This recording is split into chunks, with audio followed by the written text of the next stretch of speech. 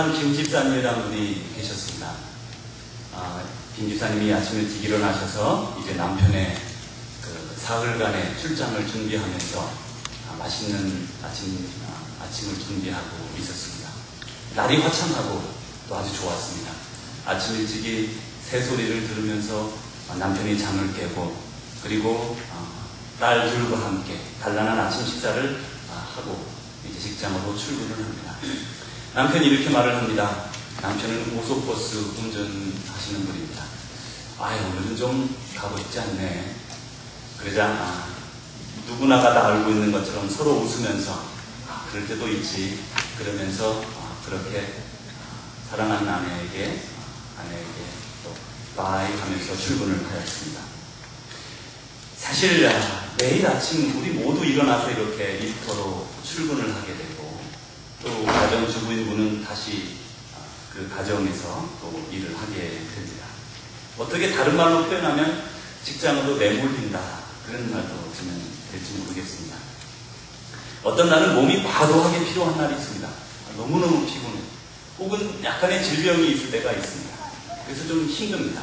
그래도 여전히 우리는 출근을 해야 되고, 마음대로 쉴 수 없는 것이 우리 직장이고 사업장입니다. 이렇게 출근했던 김 집사님이 김 집사님의 부인 김 집사님의 고백입니다. 웃으면서 나갔던 남편의 모습이 선합니다. 꼭 다시 살아서 돌아올 것만 같아요.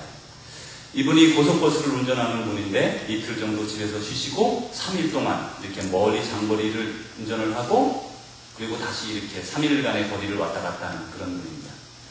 그런데 가시다가 이렇게 다른 차가 차선을 들어오는 바람에 교통사고가 나서 돌아가시게 되었어요. 그 부인 김 집사님이 늘 그렇게 생각한다고 합니다. 문득문득 집을 나서면서 나도 이 집문을 나서면 내가 다시 돌아오지 못할지 모른다 라는 생각이 늘 뇌리에 있대요. 왜냐하면 남편이 돌아가셨는데 모든 재정이나 가정의 모든 일들을 남편이 늘 해와가지고 부인이 뭐가 어딨는지 아무것도 모르는 거예요. 고생을 너무나 많이 하셨죠. 그래서 내가 혹시 이 집에 못 돌아오거들랑 내 딸들이 무엇이 어디 있는지 잘 알도록 늘 잘 해놓고 다닌다, 그렇게 말씀하시는 걸 들은 적이 있습니다. 어쩌면 우리의 삶 자체가 어딘가로 늘 보내어지는, 내가 원하는 방향일 때도 있지만 때로는 내가 원하지 않는 방향, 그리고 내가 계획한 대로일 때도 물론 있습니다. 그러나 때로는 내가 계획하지도 않았던, 생각하지도 않았던 방향으로 내 인생이 이렇게 몰려지면서 그쪽으로 할 수 없이 나가야만 되는, 마치 파도에 밀려 우리가 인생이 떠내려가는 것 같은, 그렇지만 그런데도 우리가 유지하고 살아가는 그런 느낌을 받을 때가 있습니다. 인생은 여정이라고 합니다. 그죠?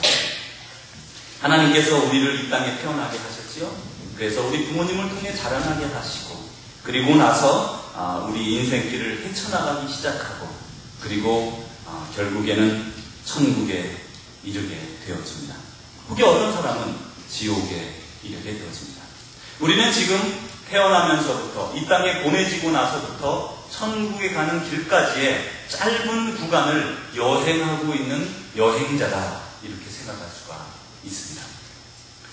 현대인들은 많은 것을 가지고 있습니다. 저도 그렇고 여러분도 그렇고. 저 처음에 결혼할 때 제 아내가 저에게 그렇게 부탁했던 말이 늘 마음에 쟁쟁합니다. 이 전도사를 이렇게 남편으로 두다 보니까, 그 당시는 신학교에 가려고 준비할 때였지만 이사를 자주 당기게 되잖아요. 그쵸? 신학교 졸업하면 또 옮기고 막 그렇게 되거든요. 본의 아니게 그렇게 됩니다. 그래서 우리는 일평생 1톤 트럭 용달차에다가 딱 짐 하나 실을 정도만 하고 삽시다. 그런데 요즘은 1톤 트럭이 아니고 24풋에 꽉 차더라고요. 그 1톤 트럭에 한 4배는 될 겁니다. 그게 잘 되진 않지만, 그렇게 제 아내는 늘 짐 두리는 걸 좋아해요. 버리는 거 좋아하고, 저는 또 주워다 놓고 그러니 어느 정도의 밸런스가 맞죠. 그런데 그렇게 짐을 이렇게 우리 현대인들은 많이 가지고 있어요. 집에 보면 이런저런 것들, 살아가면서 많은 것이 필요하지요. 또 사실 버렸다가 후회한 적이 한두 번이 아니지 않습니까? 그런데 여러분, 이렇게 많은 것을 가졌다는 것은 좋은 것이면서 다른 한편 많은 것을 관리해야 하는 시간도 투자가 있어야 됩니다. 또 반대로 많은 것을 가졌다는 것은 그만큼 우리가 열심히 노력해서 모았고 또 그것을 사용했다는 말도 됩니다. 오래전에 한 30년쯤 전에 유행했던 타잔이라는 영화를 혹시 여러분은 기억하시는지 모르겠습니다. 혹시 이 중에 어떤 분들은 타잔을 본 적도 없는 분도 계신지 모르겠어요. 그런 세대가 있는지도 모르겠어요. 그 타잔은 막 소리를 지르면서 줄을 타고 다니지 않아요. 근데 그 타잔이 가진 재산이라고 하는 것은 저 나무 위에 지어놓은 나무집 하나와 뭐가 있습니까? 뭐가 있죠? 팬티 한 짝이죠. 팬티 한 짝. 팬티 한 짝을 두르고 칼을 하나 가지고 갑니다. 칼이 사실 전 재산이라 해도 과언이 아닙니다. 그래서 이제 이 칼 가지고 사는 겁니다. 칼. 우리 그리스도인에게도 이런 칼이 필요한데, 물론 많은 것들이 필요하지요. 집에 있는 많은 것들이 필요합니다. 그러나 그거보다 무엇보다도 타잔처럼 우리도 그 칼이 하나 필요한데, 그것은 말씀의 검입니다. 세상을 내 마음대로 내가 방향을 잡아서 가려고 하지만 마음대로 되어지지 않을 때에, 그리고 내가 원하지 않는 방향으로 휩쓸려 내려갈 때에 그것을 바로잡을 수 있는 단 하나, 그것은 말씀의 칼인 것입니다. 그 말씀의 칼은 히브리서 4장 12절에서는 다시 말씀하시기를, 에베소 6장에서는 말씀이 칼이라고 말씀하시는데, 다시 되돌려서 히브리서 4장에서는 하나님의 말씀은 좌우의 날선, 좌우의 날, 그러니까 쌍칼이에요. 양쪽으로 있는 칼이에요. 그 칼보다도 더 예리하다. 그러니까 한쪽 편에서는 칼이라고 아주 예리하게 표현하지만 다른 히브리서에서는 더 정확하게 칼 정도가 아닌 칼과 비교할 수 없는 날카로움을 가지고 있는 게 바로 말씀이다. 그렇게 말씀하시죠. 아마 우리 성경에 기록된 것은 레이저와 같은 것은 아마 칼보다 훨씬 더 강할 것입니다. 그러나 그 당시 사람들은 표현할 방법이 없지요. 레이저가 뭔지도 모르고, 우리가 모르는 레이저 이후에 어떤 예리한 것이 나올지도 모릅니다. 그러니까 그렇게 표현을 한 것입니다. 좌우의 날선 칼과는 비교할 수 없는 날카로운 것이 하나님의 말씀이다. 그 말씀 가지고 우리는 방향을 되찾아 하나님을 향해 나아갈 수가 있는 것입니다. 예수님은 사실 믿지 않는 우리들에게 다가오셔서 우리를 부르셨습니다. 그것이 우리가 예수님을 만나게 된 첫 번째 계기입니다. 어떤 사람은 태어나면서부터 부모님에 의해서 교회에 나오게 되었지만은, 그러나 궁극은 하나님께서 그 사람을 불러주시는 것이죠. 마태복음 11장 28절에 이렇게 말씀하셨습니다. 수고하고 무거운 짐진 자들아. 여러분, 짐이 많아서 수고할 때가 많아요. 집이 크면 수리할 때도 많아지고, 또 식구가 많으면 바쁠 수도 많아지고, 다 그런 겁니다. 작으면 작은 대로 좀 옹색하지만 거기에 평안함이 있고, 무엇이 크고 무엇이 많고 무엇이 대단하고 거기에서 행복이 오는가? 그렇지 않아요. 그렇지 않아요.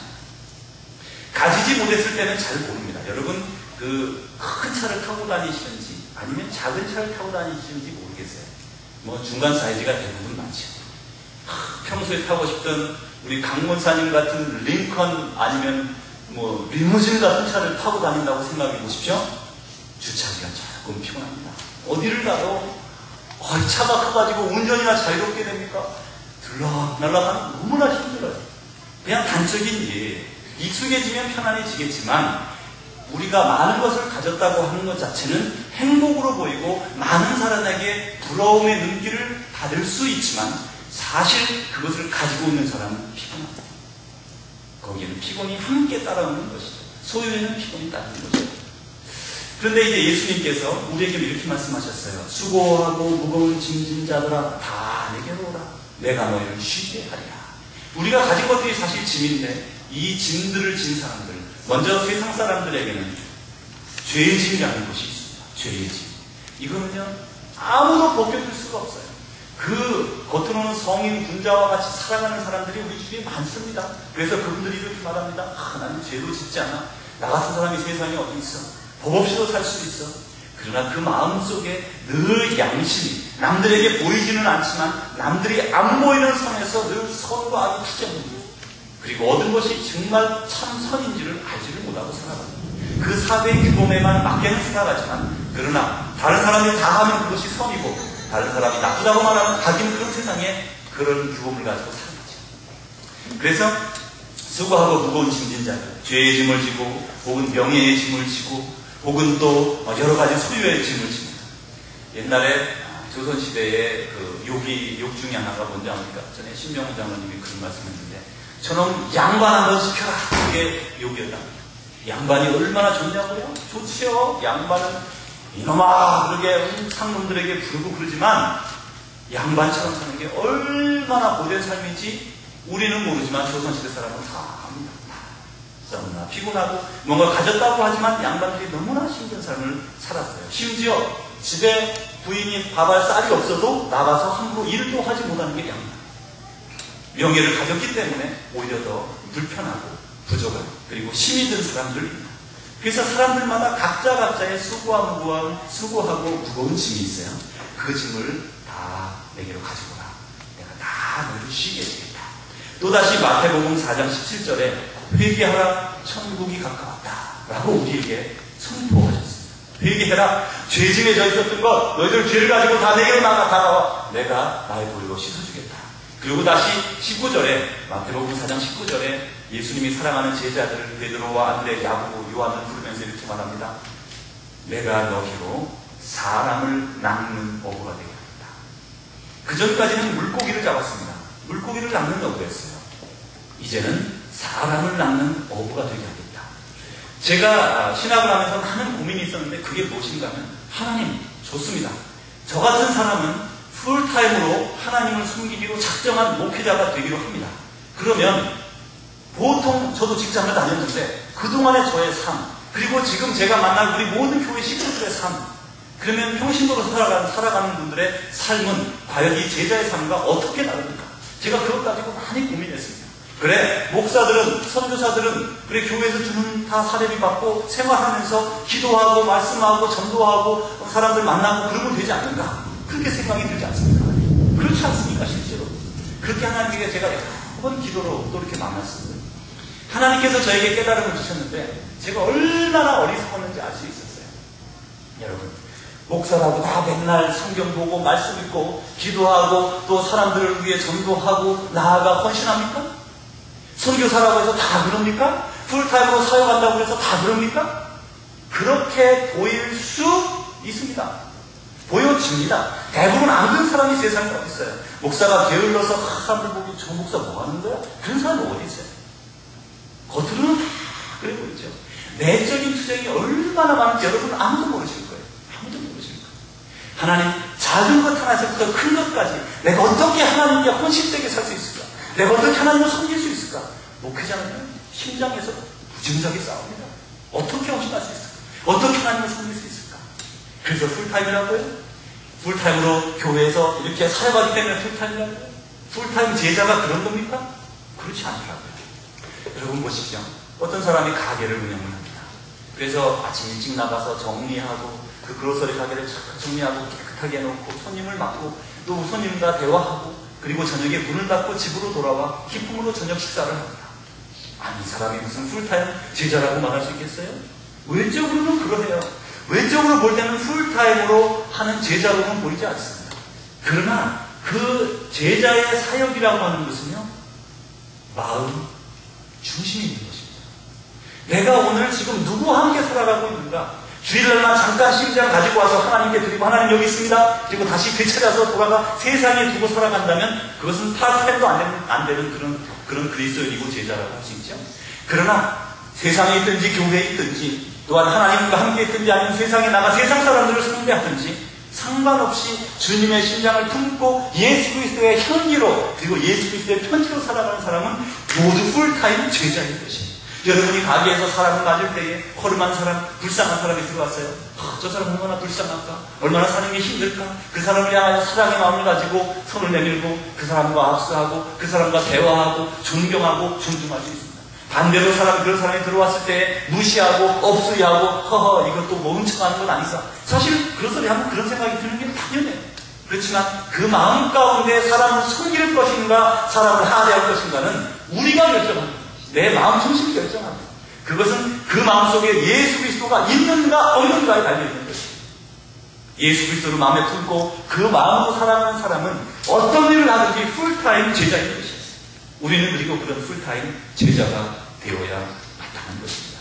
누구를 만나든지 누구를 대하든지 우리는 그 사람을 하대하거나 경멸하거나 멸시하거나 여러 가지 이유를 들어서 그렇게 할 수 있지만, 그러나 우리는 어느 누구를 만나서도 하나님이 그 생명을 얼마나 사랑하는지를 인식하고 그 사람 앞에 그를 존중하며 나보다 남을 낮게 여기라라는 말씀을 따라 그를 배려하고 사랑하고 섬기는 삶을 살아가면 그것이 참 제자의, 풀타임 제자의 삶이라고 할 수 있습니다. 예수님께서 이렇게 12제자를 부르시고 또 많은 제자들을 부르셨습니다. 70제자를 부르셨다고 그랬죠. 나중에 다시 500여 명의 제자가 예수님 부활할 때 모였죠. 그렇게 많이 모여들었습니다. 심지어 예수님 돌아가시고 나서는 5,000명, 3,000명, 10,000명, 20,000명의 사람들이 예수님을 믿으러 모여들었습니다. 이렇게 많은 제자가 생긴 것이에요. 그리고 그 중에 한 명이 저와 여러분인 것이에요. 저와 여러분도 예수님께서 부르신 제자로 이 자리에 나와 있는 것입니다. 예수님께서 부르신 이들에게 어떻게 하셨습니까? 먼저 우리의 죄를 다 벗겨주시고 그 다음에 우리의 아픈 병들을 치유해 주셨어요. 그리고서 한 게 뭡니까? 말씀으로 먹여주셨죠. 말씀으로 가르쳐 주신 것입니다. 그것이 예수님께서 예수님의 제자들을 3년 이상 동안이나 가르치면서 먹이고 입히고 그들에게 기적을 보여주면서 그들을 가르쳤던 것입니다. 이 3년 이상의 그 세월을 자세하게 적어놓은 것이 마태, 마가, 누가, 요한의 사복음서입니다. 예수님께서 어떻게 제자들을 돌보셨는가? 예수님께서 어떻게 사역을 하셨는가? 그것을 제자들 옆에서 어떻게 바라보았을까? 그런 생각을 해봅니다. 예수님께서 이렇게 3년여 동안의 제자들을 잘 기르셔서 이제 파송하는 때가 옵니다. 파송. 우리는 교회에 나오면 늘 사실 한 10여 년 전까지만 해도 교회는 예수를 믿는다는 것은 교회에 가는 것이다 라고 생각을 했습니다. 그래서 교인은 곧 예수님을 믿는 사람이었어요. 그러나 거기에 조금 더 깊이 생각해 봐야 할 바가 있어요. 교회에 모였습니다. 예수님 주위로 모였습니다. 그리고 모여서 말씀을 들었습니다. 그리고 교회에 와서 변화되었습니다. 그리고 다시 세상으로 파송되어지는 것입니다. 우리는 그 단계가 예수 그리스도를 믿는 사람들의 참된 단계인 것을 알아야 합니다. 아니 뭐 일주일에 한 번 교회 나가면 됐지 뭘 더 바래? 그럴 수 있어요. 교회는 안 갈 수도 있어요. 다른 곳에 갈 수도 있습니다. 타 지방을 방문했을 때는 타 지방이 교회를 나갈 수 있어요. 그런데 중요한 것은 우리가 주님 앞에 나와왔다면 이곳에서 변화되어지고 예수 그리스도의 심정을 받아서 이제는 세상으로 나아가 세상의 사람들을 섬기며 살아가는 것이죠. 그것을 성경에서는 파송이다 그렇게 말을 합니다. 그런데 누가복음 9장에 보면 예수님께서 12제자들을 다 불러 모으셨습니다. 그리고서 이렇게 말씀하십니다. 내가 너희에게 귀신을 내어쫓는 권세와 그리고 질병을 낫게 하는 권세를 그리고 너희에게 준다. 그리고 세상에 나아가서 너희들 복음을 전하라. 그들에게 권세를 주었습니다. 제자들에게 권세를 주었어요. Power of the Spirit. 그 스피리추얼 파워가 우리에게 임하는 것이에요. 예수님의 제자들에게 임했습니다. 그래서 귀신을 내어쫓으면 귀신이 쫓아나가고 질병을 내어쫓게 하셨어요. 그리고 그들을 파송한 이유가 있는데 귀신을 내어쫓고 질병을 낫게 하는 것뿐 아니라 가장 먼저 목적은 뭐냐면 말씀을 전하러 복음을 전파하러 예수님의 제자들을 파송한 것입니다. 오늘도 예수님께서 여러분을 교회로 불러 모으시고 주의 날 여러분과 교제하고 기뻐하며 말씀으로 나누다가 여러분을 세상으로 파송하시는데 무엇하러 보내십니까? 복음을 전파하러 복음을 전파하러 파송하는 것입니다. 또한 두 번째로는 앓는 자를 고치게 하려고 세상으로 이 제자들을 내보내셨습니다. 그런데 그때 조건이 있는데 짐을 많이 갖지 말아라. 그게 조건이에요. 짐을 너무 많이 갖지 마라. 짐을 너무 많이 갖지 마라. 사실 우리가 가진 것이 많으면 이 땅을 떠날 때 좀 섭섭할 거예요. 한국에 옛날에 그런 말이 있었죠. 아무리 IMF 끝나갈 때쯤 돼서 지금도 물론 IMF의 여파가 많아서 힘듭니다만 사람들이 이런 생각을 많이 가졌어요. 에이 전쟁이나 나가라. 어차피 없으니 어차피 살기가 힘드니까 전쟁이 나면 그저 어떻게 되겠지. 이런 생각들이 사람들 마음에 가난한 사람들 마음에 특별히 들어가기 시작합니다. 왜 그렇습니까? 가진 게 없으면 뭐 미련이 안 남잖아요. 미련이 안 나요. 근데 가진 게 너무 많으면 미련이 너무 많아. 미련이 너무 많아. 이 땅에 미련이 많아.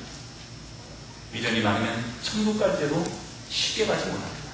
여러분 모든 재산들을 여러분이 가지고 있지만 여러분 그걸 모아서 이제 지금 사실 우리 가운데는 뭐 대단한 부자는 없어서 해당이 안 되지만 그 부자는요 얼마만큼 가지고 있느냐에 따라 부자로 측정되는 건 절대로 아닙니다.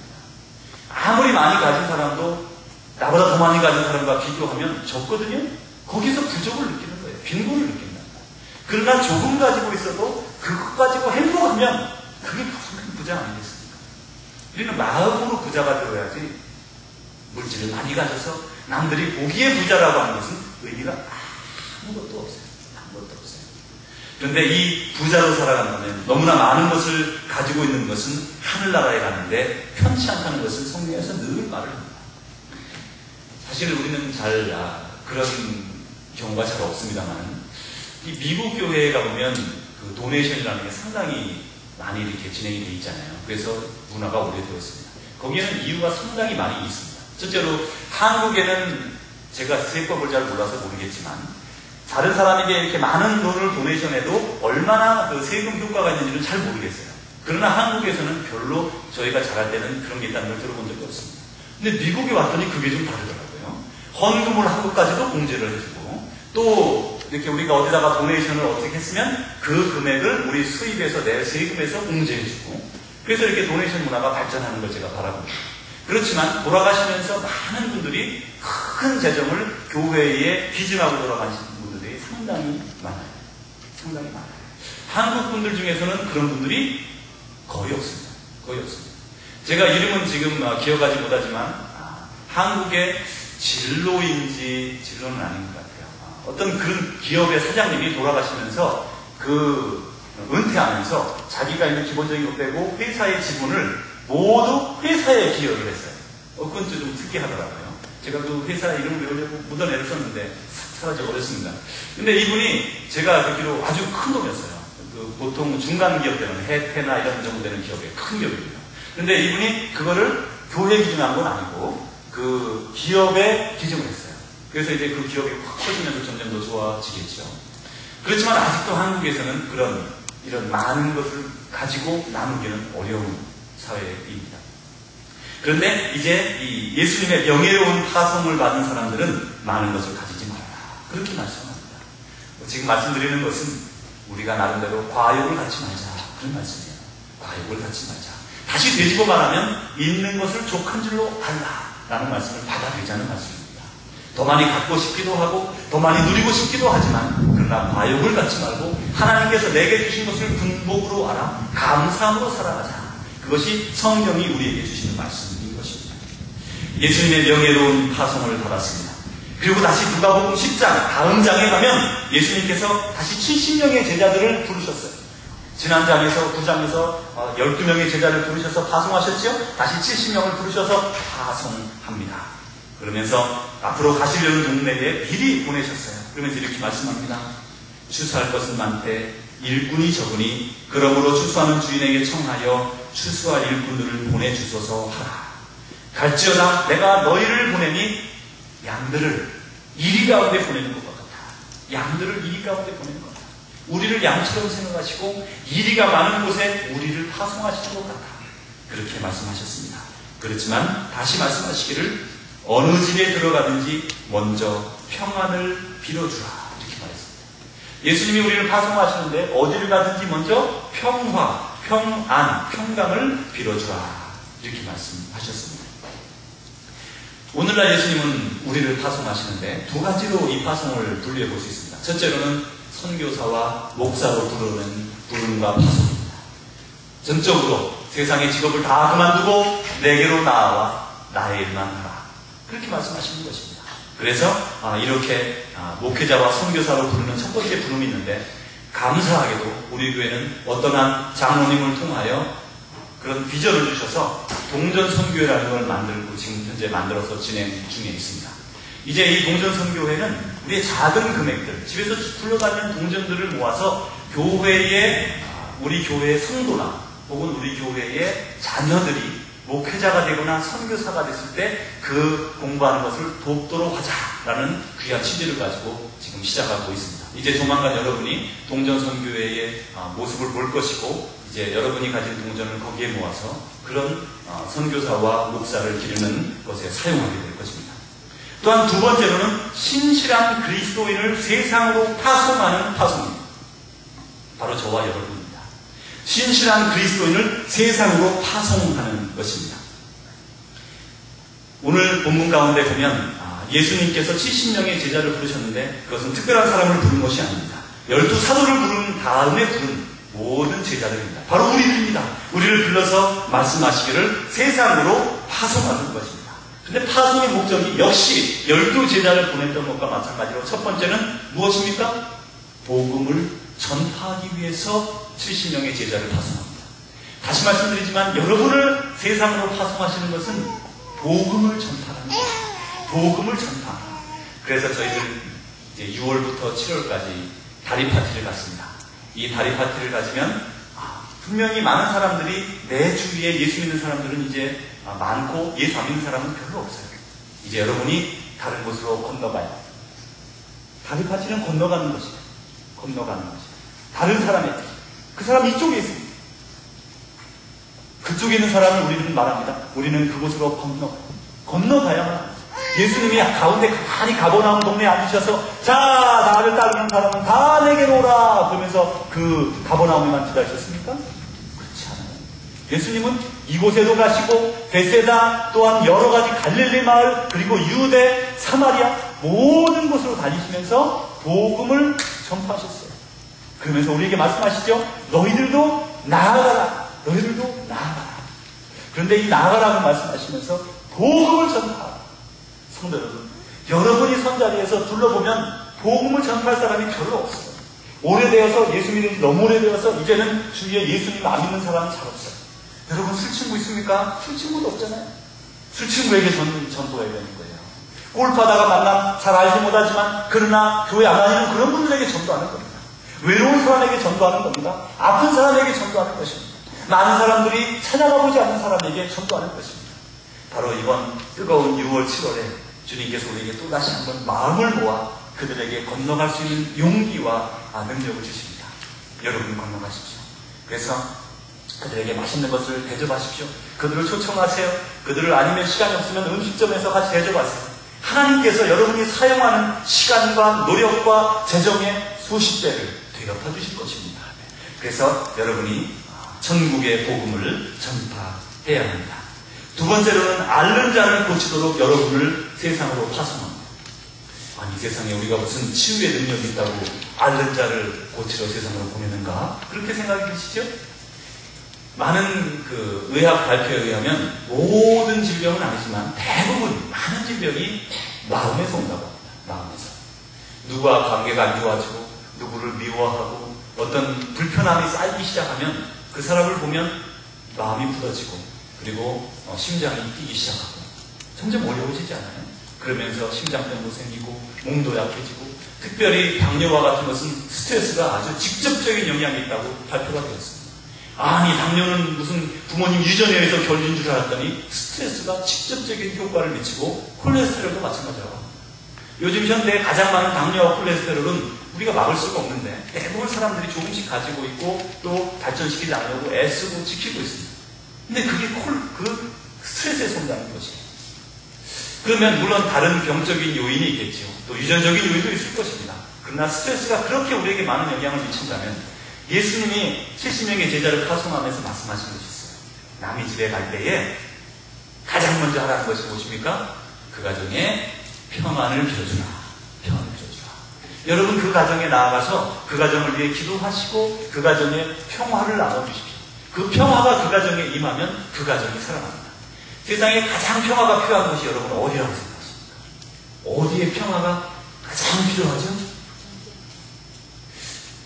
제가 보기에는 현대인에게는 가정이고요. 가정 중에서도 부부 사이입니다. 세상에 가장 평화가 필요한 데가 거기에요. 남들 보기에는 둘이 주일날 양복 딱 입고 예쁘게 딱 차려입고 여보 갑시다 탁 들어가지만 집에 갈 때는 말도 한마디 안 하는 분들 얼마나 많은지 몰라요. 들어올 때는 싸워가지고 얼굴이 막 부글부글 그렇게 소리를 지르고 제가 나타난 목사님은요 절대로 교회에 올 때 특별히 주일날 특별히 예배 전에 절대로 부인하고 같이 차를 안 타고 같이 가면서 따로 가요, 따로. 집에 같이 가는데 따로 타고. 왜 그런지 아세요? 가다가 싸우는 거예요.